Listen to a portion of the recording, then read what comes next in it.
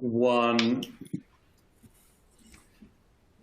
Welcome to the 6th session of our Transforming the TV Industry webcast series. Live sport in recent years and in many ways has been the innovation hotbed of UK broadcast, driven not least by the strong competition for rights, enabling the winners to drive to new heights in viewer experience through broadcast innovation.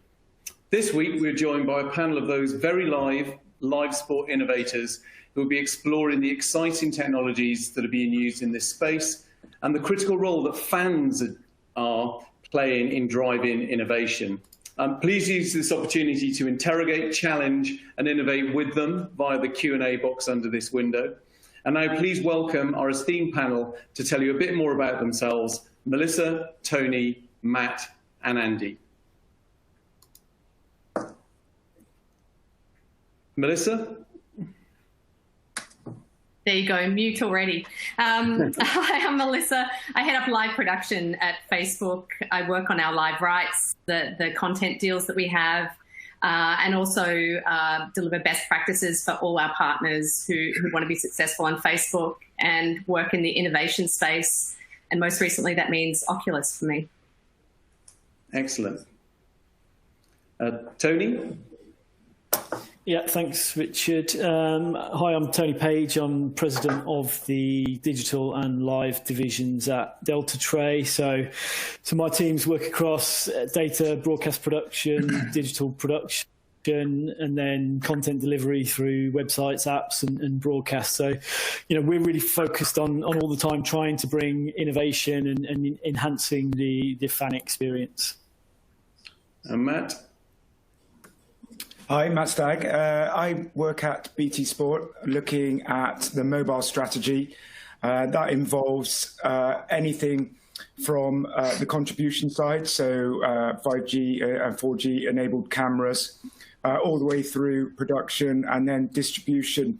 Now also focusing quite heavily on our augmented and extended reality roadmap to increase fan engagement in and out of the stadium.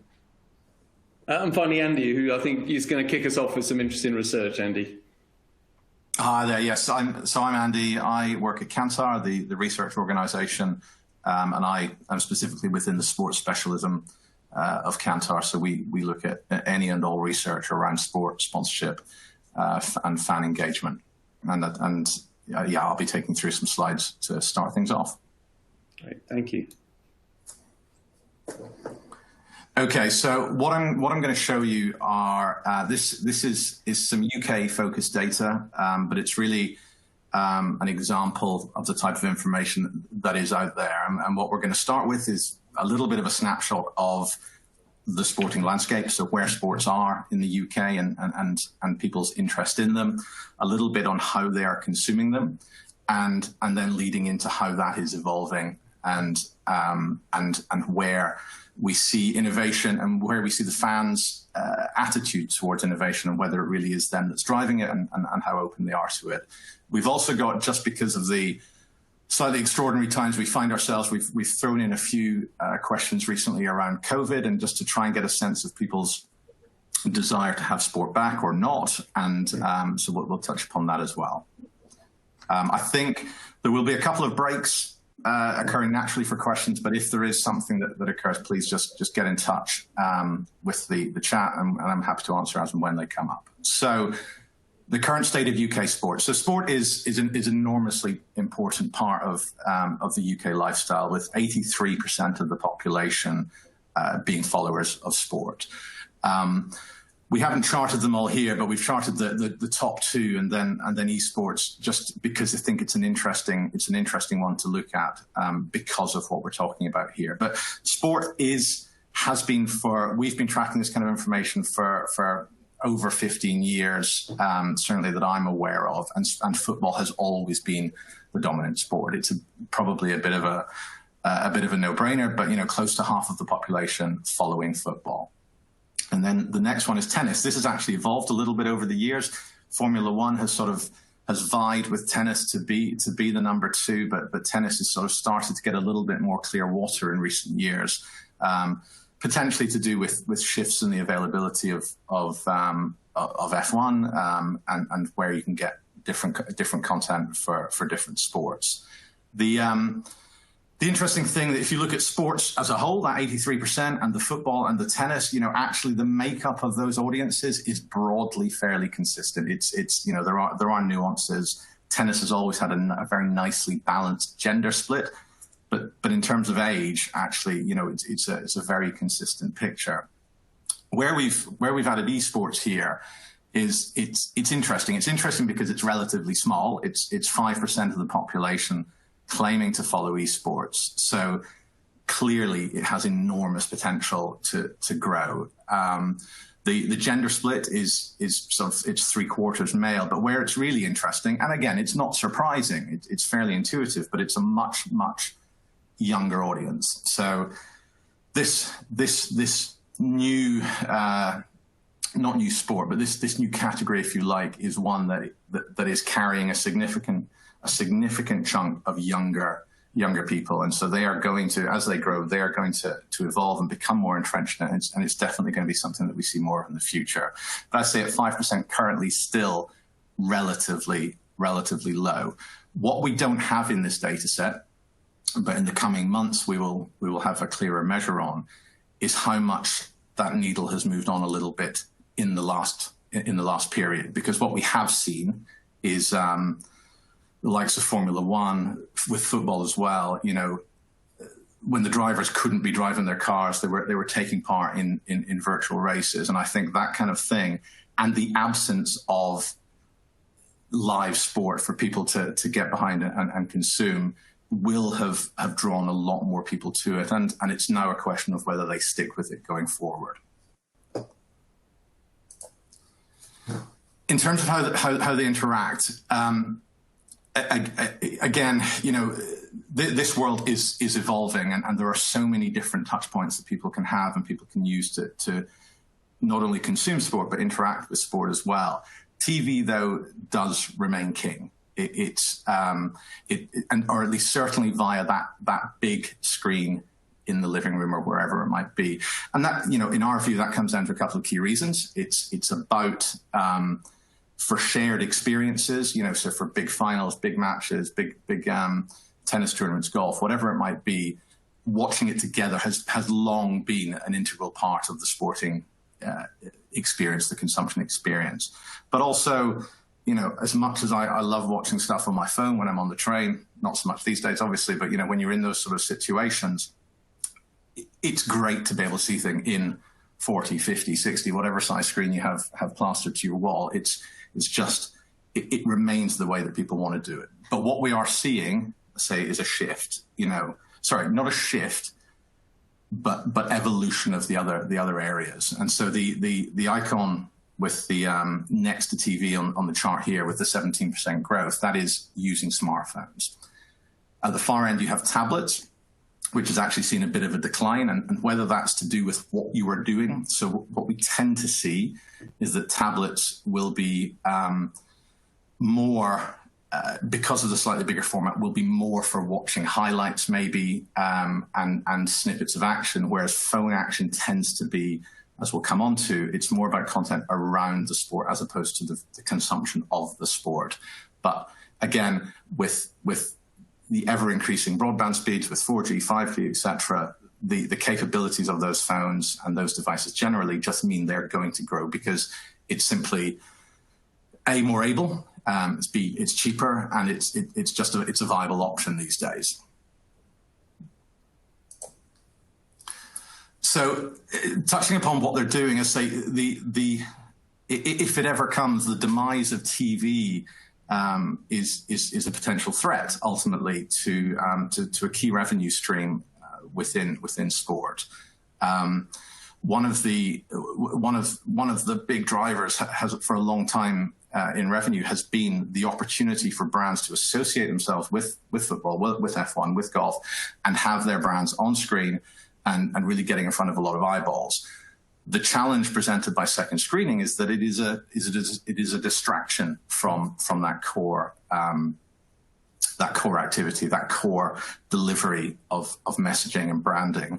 However, what's encouraging is that what people are doing while second screening that we're finding is it is stuff that is around the content they are watching. So they're either looking up results within that competition, or they are looking for articles relating to it, or using social media to talk about it and watch live scores. So it's not a full tearing away of the attention. It's a broadening of what's going on, and ultimately a broadening of the avenues through which these people can be contacted.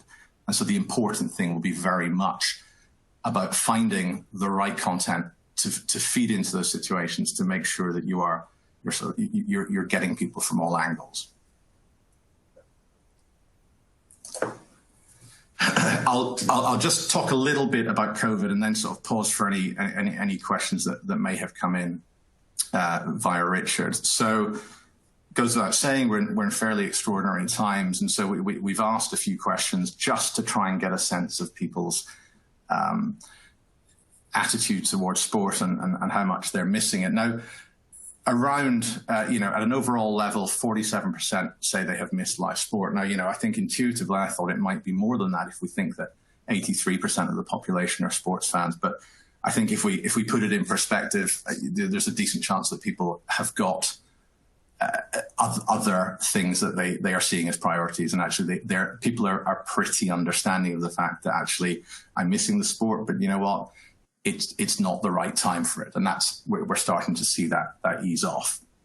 And likewise, feeling that live sport will lift morale, 35% of the overall sports fans agreeing with that statement. And so it's not.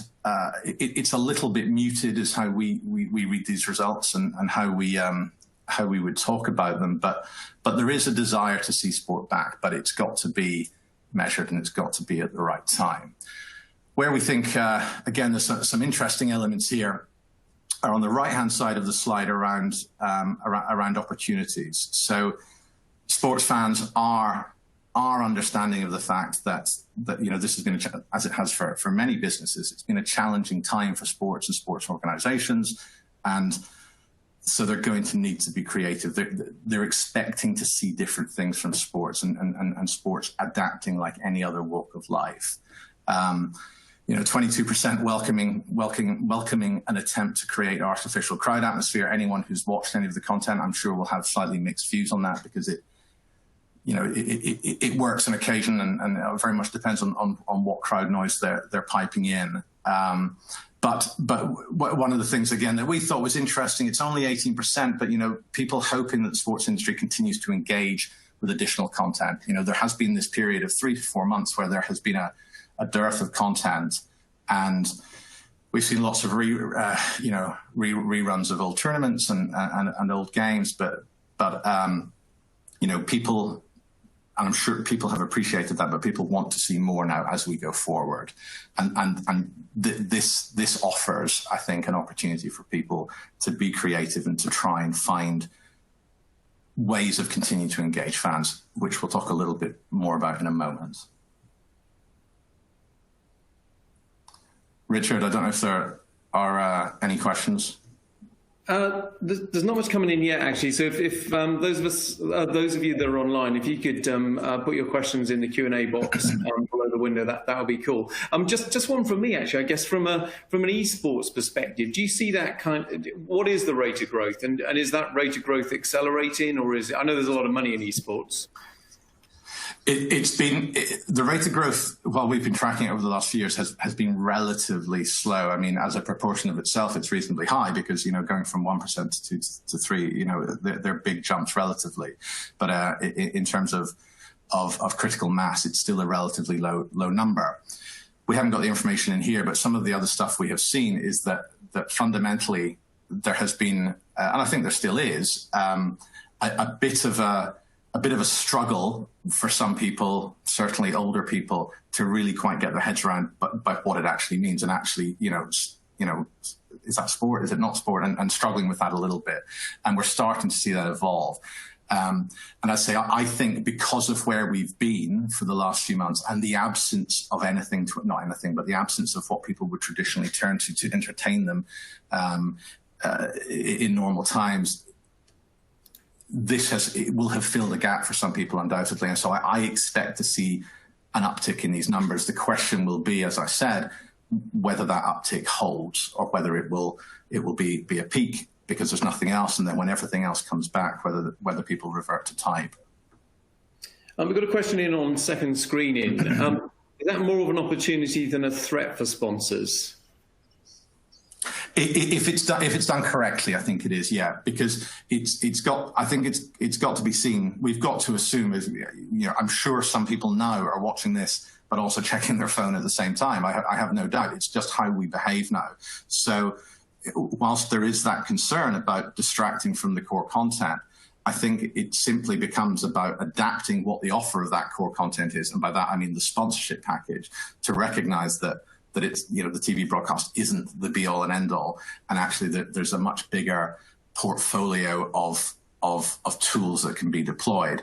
And again, what we've seen time and again, and whether this is about second screening or just sponsorships as a whole, the tone has to be right. It's got to be right. It can't just be a badging exercise because people are far too savvy now, far too cynical. It's got to be contributing something to their experience. Right, and just one quick one before I let you get back to your research. Do you think esports is a pathway for traditional sports clubs and broadcasters to tap into the younger audiences?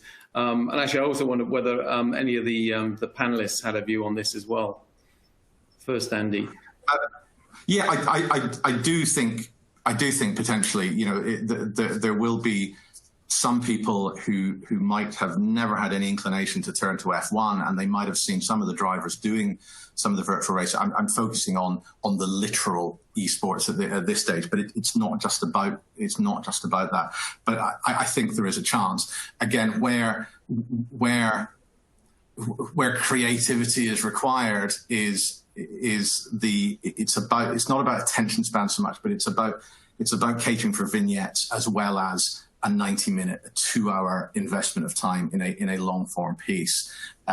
People are, and this isn't just about a certain age group, people are becoming more used to being served 30-second, 1-minute, bite-sized nuggets of content, and that's really difficult for sports that have structure and have just have their fundamental constructs. That's hard to cater for in some ways, but something needs to be done to address that need for also the short form bite-sized content that will hopefully entice them to actually go and invest a 90 minutes or 2 hours in more traditional consumption. Great. I don't know, Melissa, you got a view on the yeah. We've definitely seen a lot of athletes, and we're encouraging athletes to participate in esports and stream that to Facebook.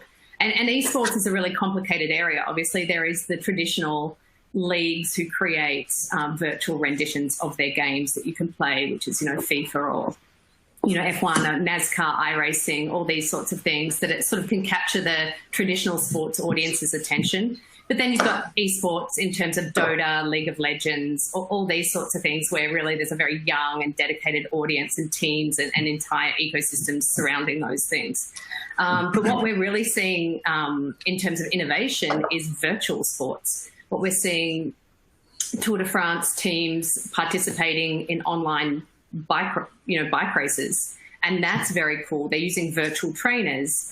And then creating races out of them. And Ironman have been very, very successful with this sort of strategy. Then they can't run their races, but they definitely can create a ton of content using virtual tools to recreate that sort of excitement about who is the one or who is winning or who is training best in this circumstance. And you could actually find different athletes sort of developing in these areas where there's an esports or a virtual athlete who's doing really well in their online trainer, and then those that are really succeeding when sports comes back and they can hit the roads. So that's been very interesting for us, and a lot of experimentation is happening in that area. Great, Matt. Yeah, I was going to say, interestingly, we were looking and talking about what Melissa said around the participation. You start to see things, that aren't traditionally sort of seen as sports that were trainers. So you can take sort of Zwift or Peloton, and you're starting to merge those two areas. I think the one thing that's always been a problem for broadcasters and esports is the traditional model is you buy some rights and then you charge people to watch your content. It's very difficult to sort of shut the door on the fact that everybody watches esports for free. So it's very difficult to turn that model into a traditional sports broadcaster's model. But that doesn't go to say that there's not other ways to do it and to get that engagement in your brand. And as we see the demographics change, we're going to see more and more people who are involved in that. But I'm very keen to see how the participation piece goes, because that goes hand in hand with the sort of tailored fan experience.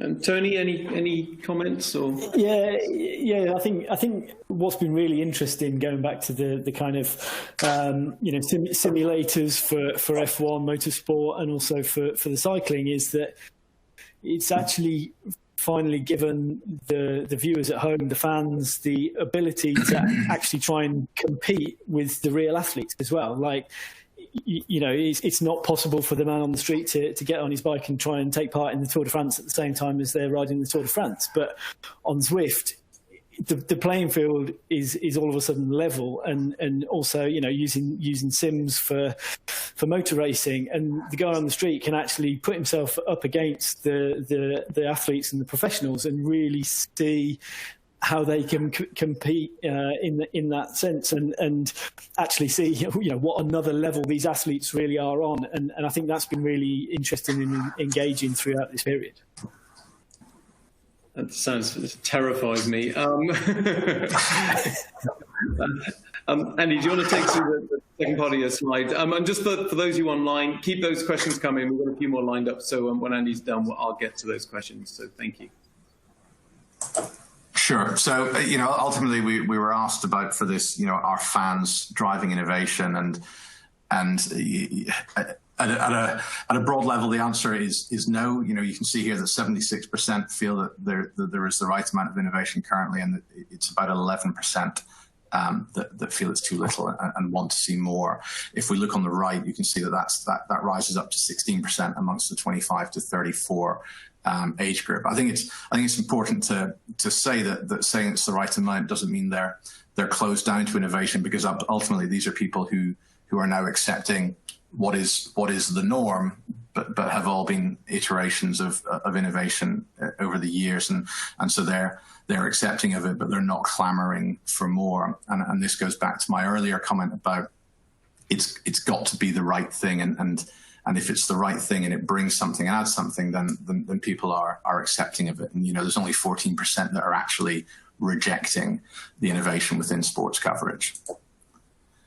In terms of which fans the fans of which sport that want to see more, you can see that. And again, another reason for highlighting esports early on is directly linked to the nature of those fans and what they look like in terms of their profile.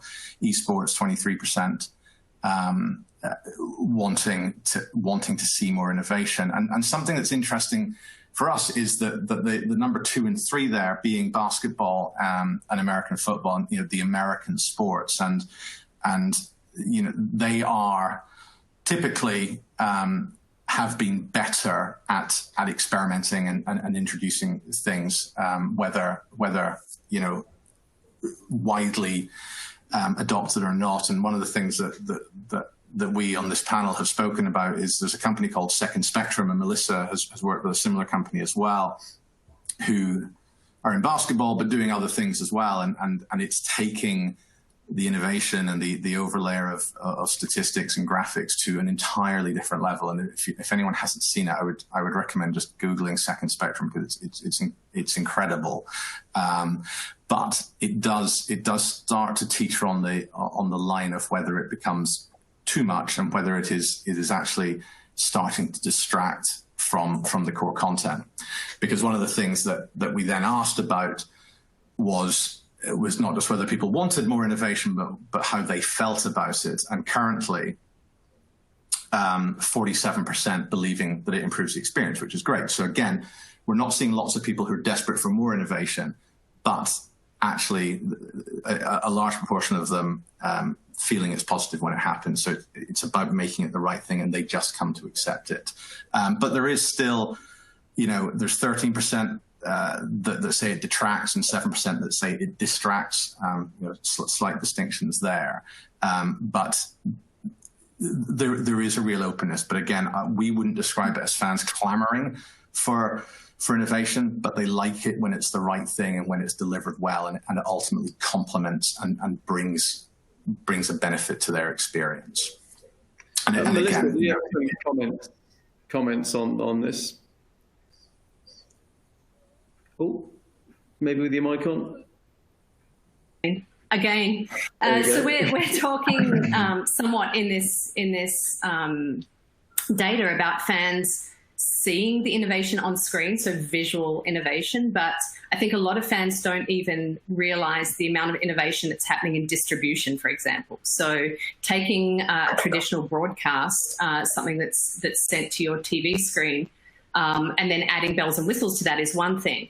Taking that traditional broadcast and allowing the social team from that partner to then immediately clip that up very, very fast and spread that to social so that people can see it in their news feeds very quickly, and then be reminded that this content is on TV now, or that an athlete posts something prior to the event, and that is able to be very, very quickly and widely distributed to a huge number of people who wouldn't have seen that sort of content without following a page previously. So sometimes I think the innovation that we're really seeing is in that distribution, whether it's watch parties where you can sort of join together in a group or join together in an official sort of Facebook watch party sort of environment and watch that together apart, or it's just, I think the speed and some of this AI, metadata clipping of content and getting it out faster than ever before is also benefiting the broadcast. But it's something a fan's probably not consciously realizing. And I think that's an important thing to acknowledge at this point. Great, thanks. Andy? Yes. So looking a little bit at which sports are, again, have the strongest feelings about innovation. And again, it's those same properties that we've seen. It's esports leading the way, and then the two of the primary American sports in second and third with basketball and NFL. And so what we've got here is seeing that 77% of esports fans feel that innovation is bringing benefit to the sport. And again, it's not a huge surprise because it in itself is innovative, and it's not new, but it's far newer and far just more open to. It hasn't got the fixed attachment to historical precedents and different ways of doing things. So it's proving itself far more nimble. But that same thing makes it in some ways surprising that established sports like the NFL and the NBA are so open to it. But again, they have got a history of being more fan-led ultimately, and being this is so people will disagree with this, but more engaging in a different way. So there is far more interaction with the fans, be it in stadium or at home during the execution of their content, their core content, than there is with some other sports. So again, not a huge surprise, but clear leaders across those three. We asked people what type of innovation they would want, and to Melissa's point, actually, these statements were far more about the things that they would be as fans aware of, as opposed to the delivery mechanisms and distribution. So the things that we saw topping the desires, if you like, are what we interpret as being things that enhance their existing experience. So it's stuff around the greater choice of camera angles. So stuff that's actually, been in place in a number of sports for quite a while now, but more and more of that ability to make their own editorial decisions ultimately is a big part of it. Another was behind the scenes content. I think this is something that that spreads to that sort of second screening side of it as well, because it's about not just having matches, not just having highlights, not just having goals. It's about getting a greater sense of what's going on. So we've seen with Amazon the various franchises that have been followed, and amazing documentaries that have got real traction, and it's straddling that line of having match action within it, or race action within it, but also having the narrative of what's going on behind the scenes, and that's proved something that people really, really like. Artificial crowd noise there, that's really that's in there as a metric, as a heightened prominence, just because of what's been going on recently, and it's been such a talking point. And we have on the right the distribution in terms of age profile, of who's sort of clamoring more for some of these innovations than others. What we've done here is just looking at male and female to see what differences there might be around what innovation they want to see, and the behind the scenes content being the one that's sort of where females overscoring more than amongst others. But after the greater choice of camera angles, which is the lead across all of the demographics, behind the scenes content being a pretty strong second, and showing that actually there is an appetite for something else. The increased social media being there, and not too much distinction between the two. The statistics and graphics, there being a fairly significant difference between male and female. But again, some of this will vary depending on which sport you're actually looking at. What we've got here, there are a lot of icons on this page, so I apologize if anyone's going slightly blurry-eyed. But just to take you across these, just so you know what we're talking about. The type of development. So the first icon on the left is using VR within the coverage. We then have choice of camera angles. We have audio commentary choices. We've got overlaid stats and graphics. We've got artificial crowd noise with the icon holding the scarf. The crossed out camera is to represent behind the scenes content, not the best representation, but we then have studio analysis, and the final one is social media activity. So again, you can see just by glancing your eyes across it pretty quickly, there's the appearance of football icons 3 times, but other than that, the top 2 sports across all of these are esports and basketball, with a one-off appearance by tennis for camera angles. And again, interestingly, if you look at the bottom, the bottom in terms of the fans of the sports fans who were least interested in seeing these types of developments were cricket, golf, and rugby, with football followers showing a slight reticence towards social media, but football, cricket, golf, and rugby being fairly unenthusiastic across all of the other innovations.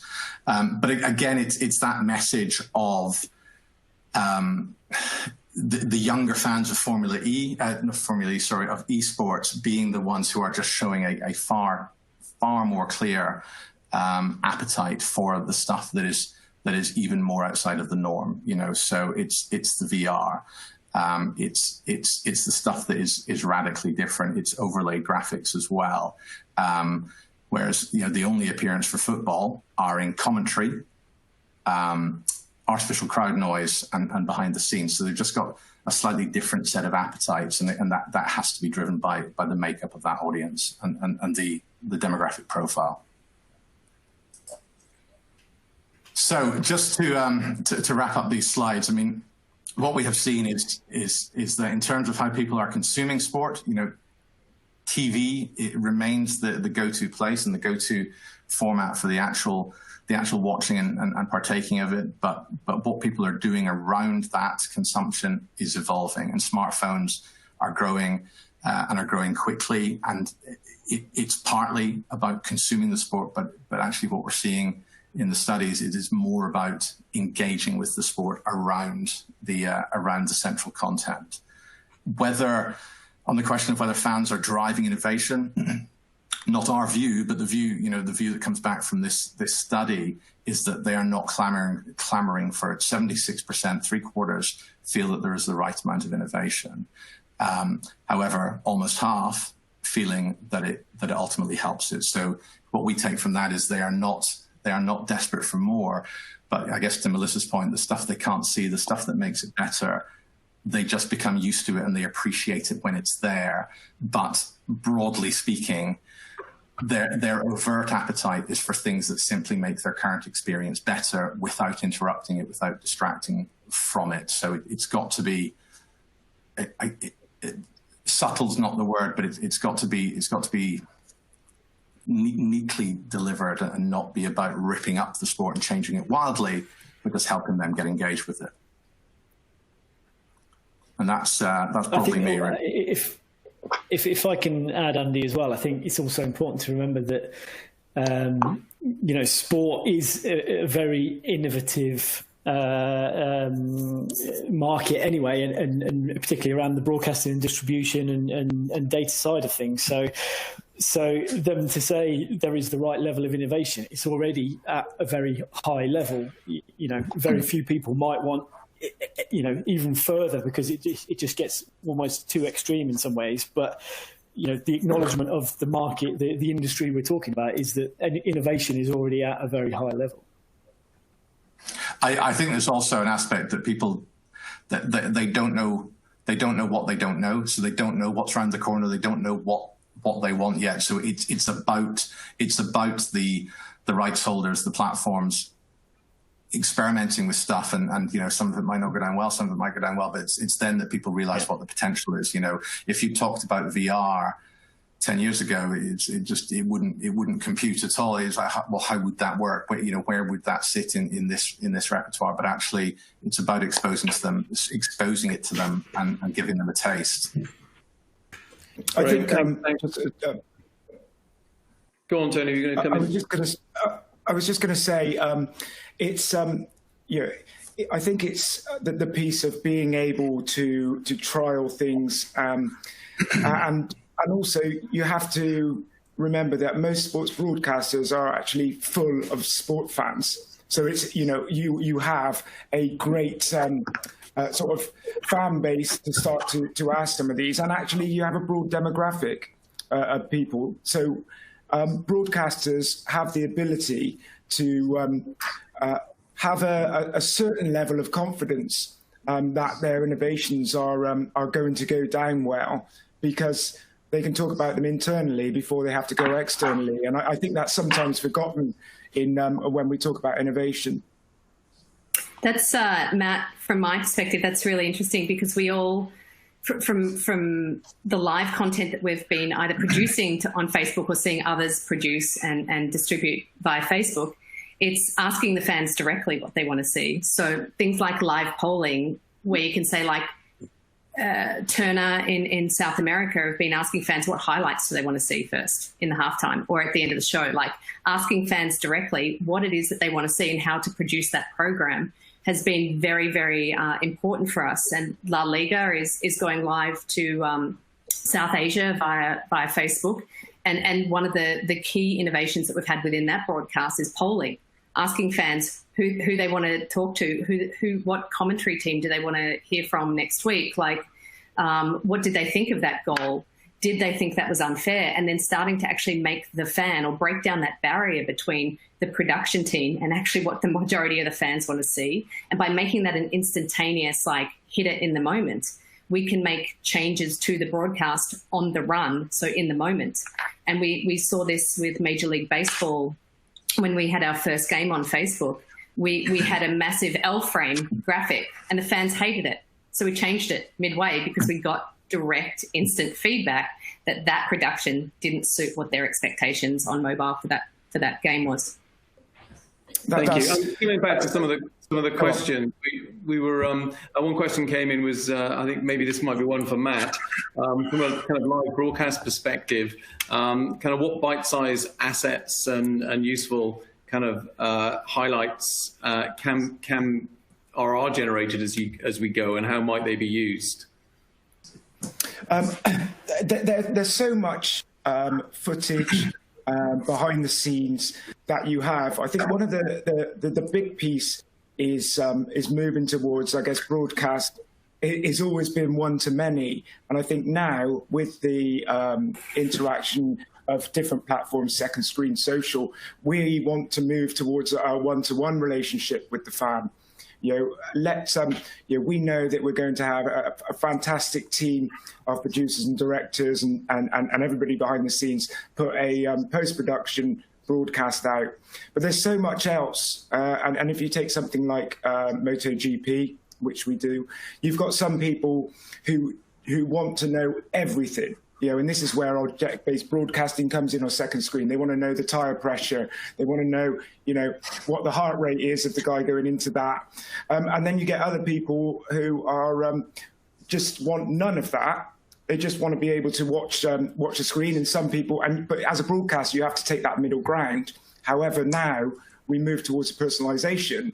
People can curate their own experience, and that's only going to get more when we move into the sort of augmented reality world as well. Sticking with data, Tony, any comments on kind of driving that data and visualization of the data and the graphics? Yeah, similar to what Matt was just saying, really. But from a data perspective, obviously, data in all elements of our life is becoming more and more prevalent. Sports teams are using it more and more so in making their decisions, live during matches as to what changes they need to make in order to win the game. And now there's also the expectation amongst sports fans to have access to that data and deep dive into that data themselves to really understand the game and almost again kind of pit themselves against the coaches and things. Well, if it was up to me, I'd take that player off or whatever it might be. In terms of then the visualization of that data, as Matt says, the producers creating the world feeds, if you like, for these things have to get that balance, that middle ground. A lot of people just want to sit back and have the producer showing them the best content. Others want more personalization, more customization of the experience. And using streaming and OTT platforms, you can actually give those tools to the fan, and they can use interactive overlays or dive into the data. So I think what's really important is giving people the choice, because every fan is slightly different. Everybody, as I say, some will want to sit back and just watch, others will want to really get involved. So giving people the choice is what's really important for leagues, federations, for broadcasters to engage with those fans.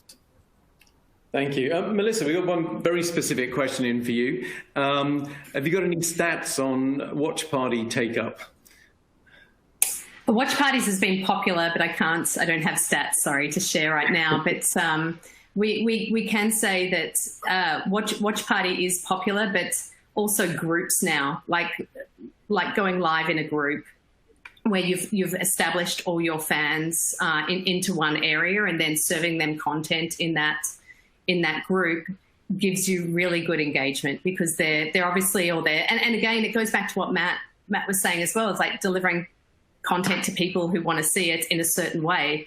If you're a team or a league that has a fan group and you can deliver them the content that they've been asking for, or that they want to see, you can then do it to that group, and then have another strategy where you go to your page and give out content that sort of fits that more middle ground. But I totally think that I want what I want when I want it. And if I want to watch content with my friends, I should be able to do it. I should be able to gather my friends together and comment and chat and do whatever within a watch party. And we know that that's how some people really find a lot of enjoyment. But then there's other people who don't want to hear from you. They don't want to hear your chat, and they don't want to hear your polling answers and all that sort of stuff. So that's fine. I think it's that making sure that you're looking at a strategy and a variety of different methods. And again, I'm really glad to hear that personalization of content is what people are thinking of in the broadcast industry. Oh, cool. Matt, this might be one for you. In fact, before we came on this, we were talking about studios and kind of when studios are reopening, etc.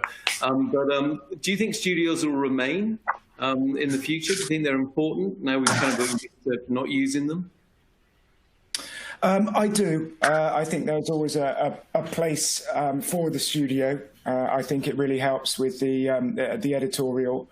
I think when you think traditionally about the studio, it won't be used in the same way. So we use the studios and the set, but so we've always been trying to and have implemented. In fact, the Women's Super League is all done by remote production. You know, there are so many advantages to remote production. You know, you're not sending trucks up and down the country. People aren't staying away from home all the time. There's a great work-life balance. And you get more creativity once you untether them when we move into a 5G world. What we had to do with COVID was take that distributed remote production and make it a distributed remote production, which, you know, our technology guys did a fantastic job. So now, you know, we have MotoGP back on. We've got football, all produced remotely since lockdown began. However, the studio will still be there. I think they'll just be used in different ways.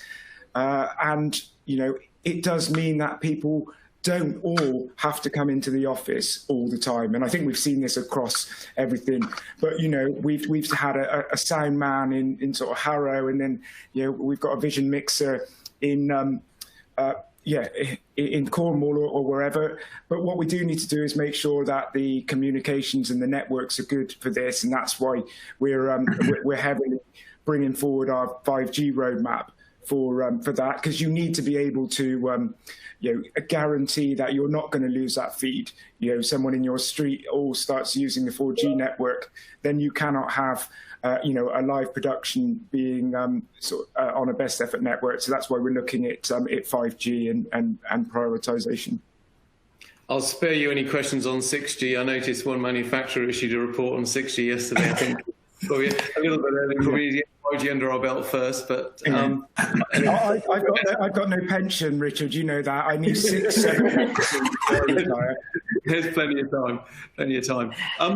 Melissa, from a virtual reality perspective, I mean, we launched the industry virtual VR forum about 4 or 5 years ago, and that was sports seems to be one of the biggest use cases for it. Have you got anything to add, or what are you seeing? Well, I think with virtual reality, one of the most important things that have happened in this time is the product market fit for Oculus Quest. So now you have a product that's untethered. You don't need a supercomputer to run it. It's smaller, lighter, and it suddenly becomes something that feels like you could spend some time in, and the whole family can spend time in it. So I guess what we're really doing now is looking for that sports pipeline of content that can come into Quest in an app called Oculus Venues. And Oculus Venues is basically a stadium seating experience where you go in, you develop your avatar, and you sit in a stadium environment and you watch the content. And what we're seeing is that content is allowing people, someone mentioned watch parties before, that's like a literal watch party where you can turn around as an avatar and wave to other friends within that environment. And you can talk to people in real time using your microphone, and you can discuss what's what's happening on the screen in front of you. And we're doing a lot of even archive content in there at the moment, some archive tennis from the US Open, and people are really enjoying it. And so we're perhaps not at the moment focusing so much on having multi-camera productions, but actually seeing what it is people want to see in Oculus and how they're viewing it. And again, listening to the fans to say, like, this is something that they really, really enjoy. That's probably, I think then we need to figure out the production and make it more accessible and easier and more suitable to long viewing in that headset. And that's we're at the beginning of that road to find that happy medium but we're seeing really amazing conversations or social interactions together, but completely apart. And that's the cool thing that's I think Quest has brought to the market at the moment. Great. This is a slightly different track. Someone's raised the issue that kind of live sports suffer potentially from kind of toxic fan behaviour, which can lead to kind of skews in female attendance, BAME participation, particularly in esports. Has anyone got any view at all on how innovation and technology can help drive that important agenda?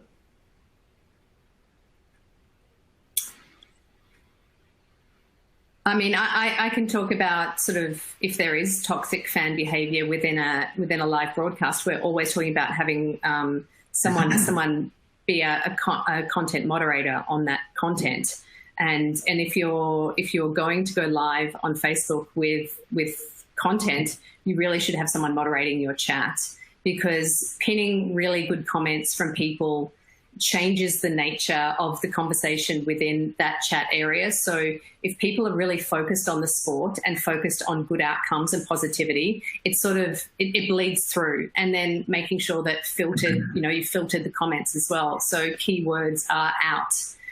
If you notice there are certain keywords or slurs or whatever happening, make sure before you go live that you've really thought about all those different iterations and don't allow them in your chats. And that's, if something is happening in a really toxic way, it's because that is open and hasn't been shut down properly. But we really do recommend that a really good moderation, pinning really good comments, having someone from your organisation in the chat, prompting people with questions, asking polling questions, all that sort of stuff. It can turn a toxic environment into a much more positive environment, and and then you're setting the standards for your broadcast, and you're taking somewhat of a control of that conversation. Yeah, great. Thank you. We had a question in on kind of latency. Tony, a kind of live sports by definition is latency is critical in the overall chain. I don't know if you've got anything in particular to add. No, yeah, clearly latency. People watch a live event and they want to see it live. So, but as technology advances and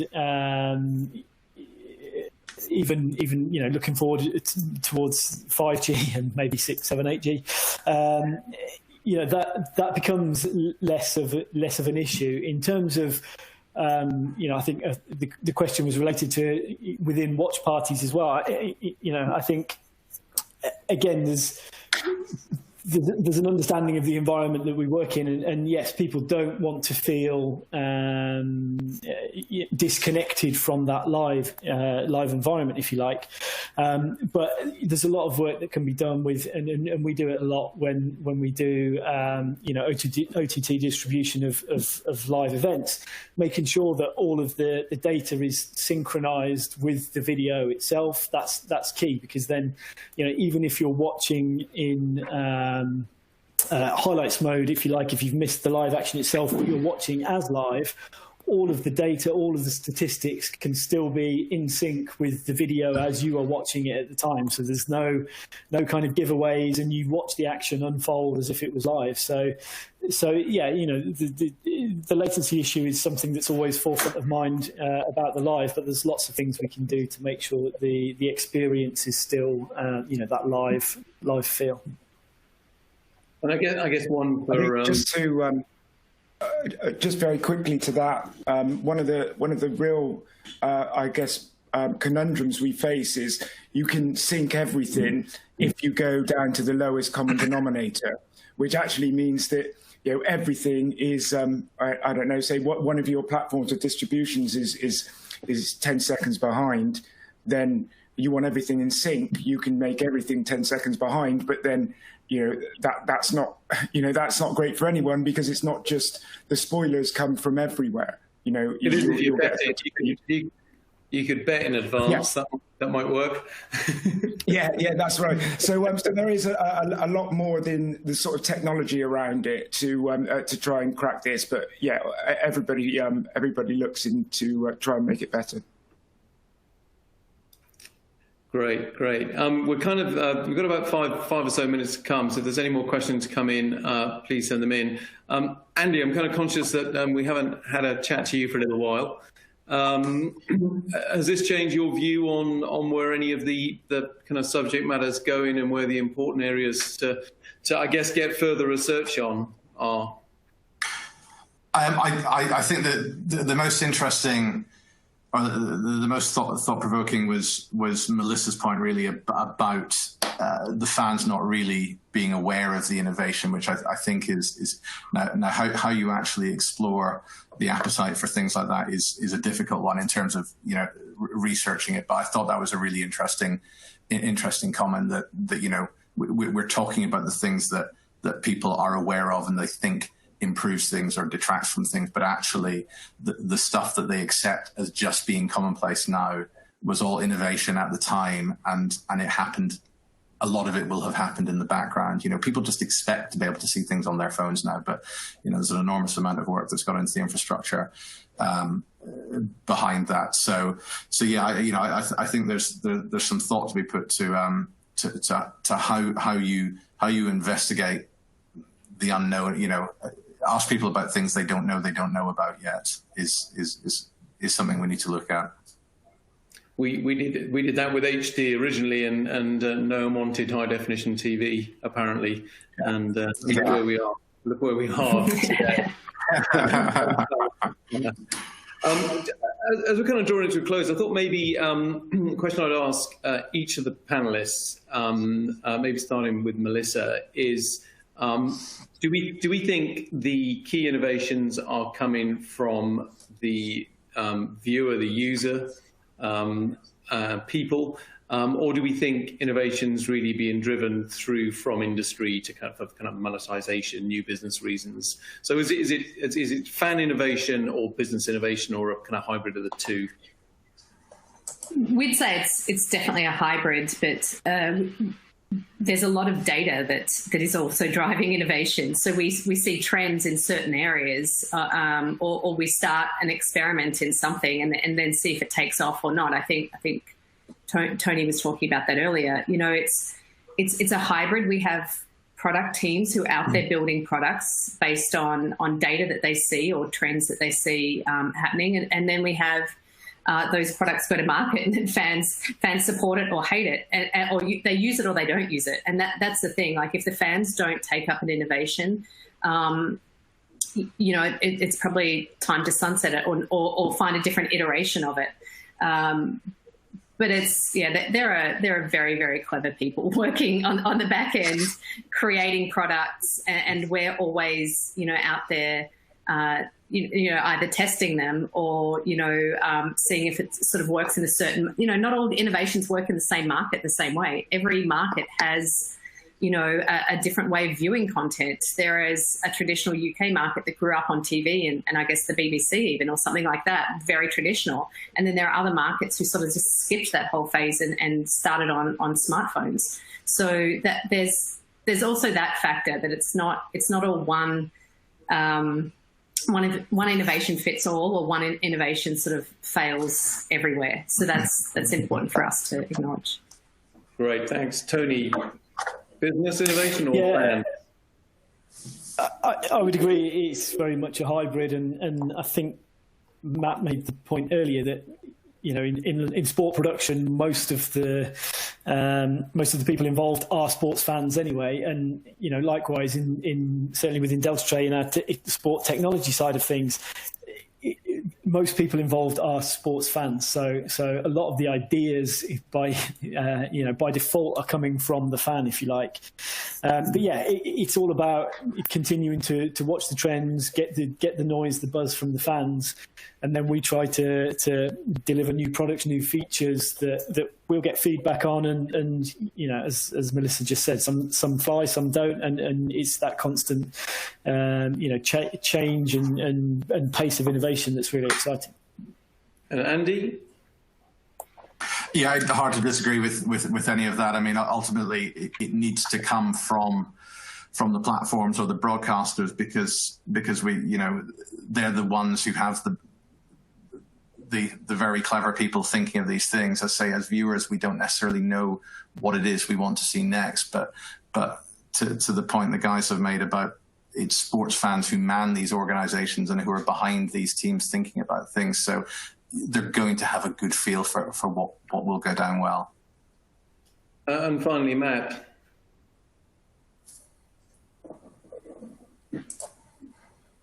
Fan innovation, or you're on mute maybe. Oh, sorry, yeah, I just said loads of really good stuff then, which I won't repeat.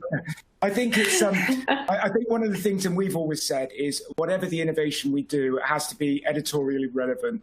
You know, there are lots of things you can do, but unless our ethos is we take the fan to the heart of sport, and we run all innovation past that. But you know, fans drive it because we get the feedback, but also there are things there that you don't expect the fans to know. You know, when we brought out 360 virtual reality cameras and things like that, we never expected the fan to know that, but you know, they really like it. Same with you know, audio, Dolby Atmos, all of that. You know, they don't know how that they want it, and this was the point earlier. They don't know they wanted it until they've got it, and then don't go back. So yeah, a mixture of both, but you know, the innovation really will be driven by the broadcaster. Okay, so thank you, Andy, for your research today, and to Melissa, Matt and Tony for your insights. And thank you for joining us live online, and to those watching on catch-up. Our next webcast will be on AI and next-generation audio, so look out for those. And if you can think of a topic that you'd like us to explore, then please fill in the survey in the resources section and let us know. And that's all for me. Thank you and goodbye. Thanks, guys.